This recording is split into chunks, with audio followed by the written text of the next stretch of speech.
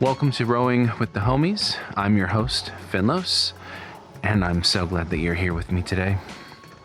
And as we settle into today's movement, I want you to pay attention to the boundary of your own body. We often think of ourselves as singular, isolated beings, one mind, one set of skin, one self. But the biological reality is that we are a vast, collaborative project. Right now, as you listen, trillions of non-human living things are moving within you. And they are your gut microbiome, the good bacteria that reside in your digestive tract, performing the invisible labor of breaking down your food, regulating your immune system, and producing the very chemicals your brain uses to regulate your mood. And we are taught to trust the standards of the world around us. We are told that if a pesticide is used on our produce or if a chemical is added to our water, it has been vetted by an authority that has our best interests in mind. We are taught that safety is a settled fact, managed by experts in distant offices. But today, I want to talk about what happens when those standards fail to account for the complexity of our internal lives. And new research out of the University of Cambridge has just provided a detailed look at how the common chemical pollutants and pesticides we encounter every day are toxifying our internal ecosystems. It is a study that forces us to look at the gap between what is legally allowed and what is actually healthy for a human being to endure.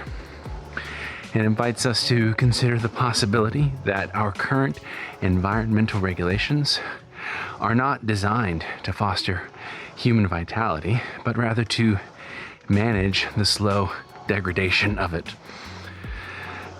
So today we're looking at the connection between the chemicals in our environment and the health of our interior.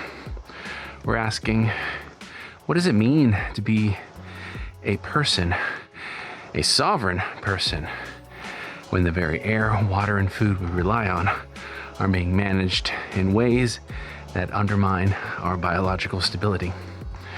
How do we maintain a continued motion forward when the ground beneath us and the biology within us is being treated as a secondary concern to industrial convenience? Let's find the rhythm and let's keep moving. And what's on my mind today is the sheer scale of the microscopic world and how easily it is overlooked by the people in charge of our general safety. We tend to think of pollution as a macro problem: smog in the sky, plastic in the ocean. But the University of Cambridge study, led by Dr. Palle Jensen and his colleagues, brings that pollution inside. It maps how it interacts with the most intimate parts of our biology. The team at Cambridge performed a systematic screen of over 1,000 common chemicals. And these weren't rare, exotic toxins. They were the mundane substances that make up the background noise of modern life. They looked at the pesticides used in industrial agriculture to ensure perfect produce. They looked at the additives designed to extend the shelf life of processed foods so they can sit in a warehouse for months.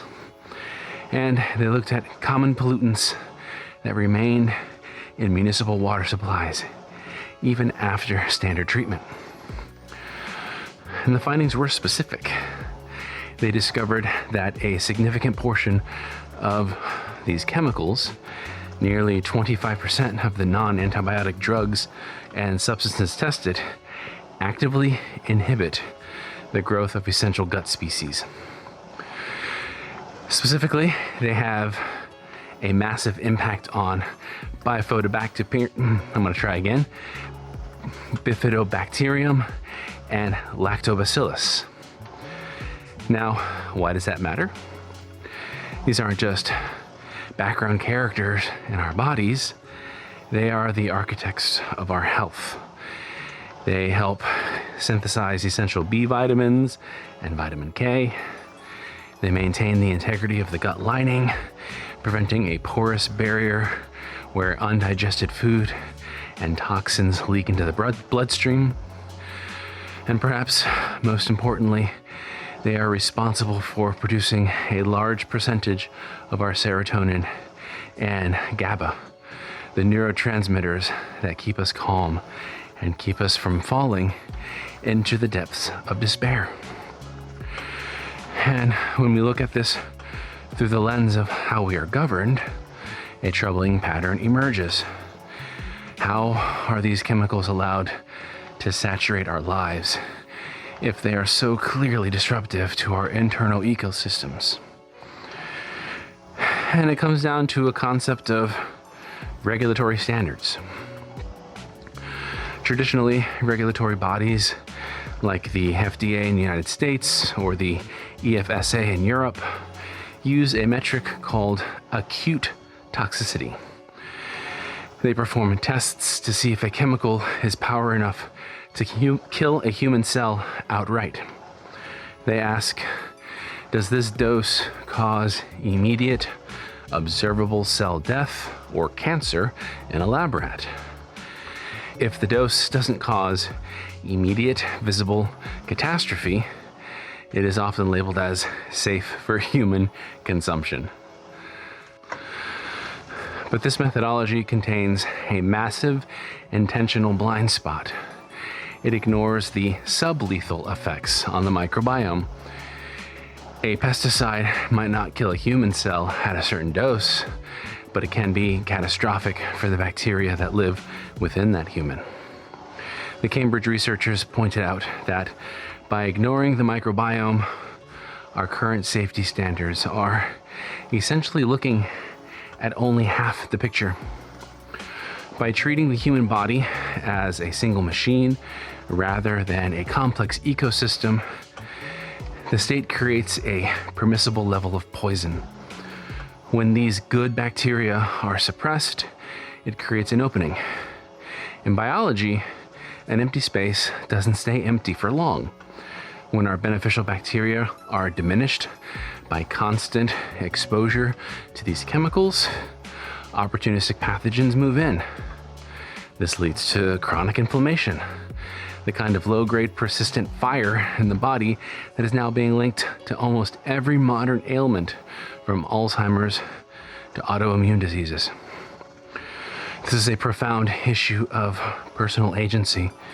If the environment we are forced to live in is systematically degrading the bacteria we need for mental clarity and emotional stability, then our health is being managed by proxy. When industrial profit and shelf life are prioritized over biological integrity, we are left with a society that is physically and mentally more fragile. A person who is constantly battling internal inflammation and cognitive fog is a person who has less energy to engage with the world, less capacity to challenge the systems that surround them, and more dependence on the very structures that are contributing to their illness. And that gets me thinking about the difference between compliance and care. There is a long-standing history of institutions telling us we are safe, while the people on the ground, those living in the most polluted or neglected areas, are screaming that they are not. Historically, the burden of proof has always been placed on the individual. We are told that a chemical is safe until proven otherwise, but the proof usually comes in the form of human suffering, higher rates of illness in a specific neighborhood, or a generation of children with unexplained health issues. We've seen this in the history of lead paint and the use of PFAS, forever chemicals, and in the long-term effects of industrial farming on rural communities. When the Cambridge researchers say that non-antibiotic drugs are acting like antibiotics on our gut, they are essentially confirming what many communities have felt for decades, that the modern world is an over-sterilized and over-chemicalized environment that treats our natural biology as an obstacle to be overcome. And this brings us to a fundamental point: the necessity of believing our own lived experience over the official narratives of safety. In an era where regulatory agencies are often influenced by the industries they are supposed to monitor, the most reliable evidence we have is our own biology. If the official reports say the water is clean or the food is safe, but your body is telling you something different, if you are experiencing chronic fatigue that doesn't resolve with sleep, persistent digestive issues that have no clinical cause, or a mental fog that keeps you from being fully present, your body is providing you with its own archive of data. We have to learn to treat those sensations as legitimate information, and I am, of course, very guilty of deferring to authoritative voices and research that indicates safe level dosages, especially in the consideration of my own partner, who is managing chronic inflammation and autoimmune diseases. And that is a hard truth to live with, of course. But in many cultures, there's a deep understanding that the health of the individual is inseparable from the health of the land. And this is something often lost in Western culture, which prefers to treat health as an individual responsibility, something you buy with a gym membership or a supplement. But other cultures have maintained the knowledge that you cannot have a healthy person in a sick environment. If the soil is being depleted by chemicals that kill the microbial life in the earth, it is only a matter of time before those same chemicals kill the microbial life in us. We are an extension of the environment we inhabit. We are literally made of the things we consume. The gentle takeaway here is that we have to become our own advocates for internal sovereignty. It's not about the latest wellness trend or buying into a new market of probiotic products. It's about a fundamental refusal to let the standards of an extractive system dictate the health of your internal world. Protecting your gut health, filtering your water, eating whole foods when they are accessible, seeking out produce that hasn't been saturated in chemicals and pesticides is a way of reclaiming your biological autonomy. It is an assertion that your body is not a site for industrial experimentation. It is a commitment to maintaining the internal conditions necessary for your own clarity and strength. It is an active forward motion that starts with the very foundation of our physical beings. And as I keep moving here, I have to be honest with you about the emotional weight of this. It's one thing to analyze the data from a lab in Cambridge, but it's another thing to feel the results of a poisoned world in your own life. And again, full credit to my partner Eva, who has been shouting this for years.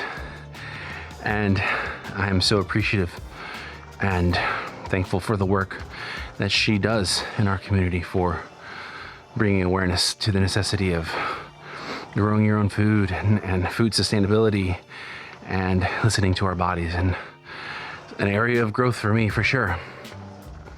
And as I consider this, and I consider my own sense of emotional weight as I consider this reality today, depression feels like static. It's a low-level hum that sits behind every thought, making it harder to focus, harder to connect, and harder to feel like anything I'm doing is actually making a difference. It's the feeling of a system error that makes every action, even this one, feel like it's being performed with weights on. And when I sit with research like this, that static seems even louder. It's a specific kind of exhaustion that comes from realizing that even my own internal chemistry, the very neurotransmitters that allow me to feel hope or joy, they're being influenced by decisions made by people we will never meet. It feels like a violation. And it feels like the world is trying to erode our ability to feel just okay from the inside out. Because when we realize that this depression might not be just a brain chemistry issue, but an environmental chemistry issue, it changes the nature of the struggle. It takes the blame off of the individual solely and places it also onto the system. And it also adds a layer of grief. The grief of knowing that we are living in a world that is out of sync with biological needs. And this is where that continued forward motion becomes essential. We often think of mental health as a purely psychological struggle, a matter of mind over ourselves. But the science tells us that it's also a biological one. If my internal ecosystem is under stress because of the world I live in, then my mood is a reflection of that stress. My depression isn't just a personal failing or a lack of mental grit. It is in part a response to a compromised environment. It is also my body telling me that something out there is wrong. And in that acknowledgement, there's a strange clarity. It means there might not necessarily be something about myself that I have to fix in order to be worthy of joy in this existence. It means that the very struggle is a legitimate response to a difficult reality. So I'm not looking for a triumphant cure or a fix today. I'm just looking for a moment of quiet routine, of maintained effort. And I'm acknowledging that my body and my mind are fighting to maintain their balance in a world that doesn't always support that balance. And so my act of resistance is simply to keep moving, just like yours. To keep tending to this life, internal and external, as if it matters, because it does. And I'm choosing to believe the truth of my biology, and more significantly, more importantly, your biology and what your body tells you over this system that would rather that we stay quiet, tired, and compliant. And as we finish this movement today, I want you to remember that your body is not a machine to be optimized. We are living, breathing ecosystems. We are hosts to trillions of tiny lives that are trying to help us survive a world that has not always been kind. Commit to witnessing that truth. Believe your body. And recognize that your struggle for health and clarity is a vital part of a larger effort to build a world that actually supports life.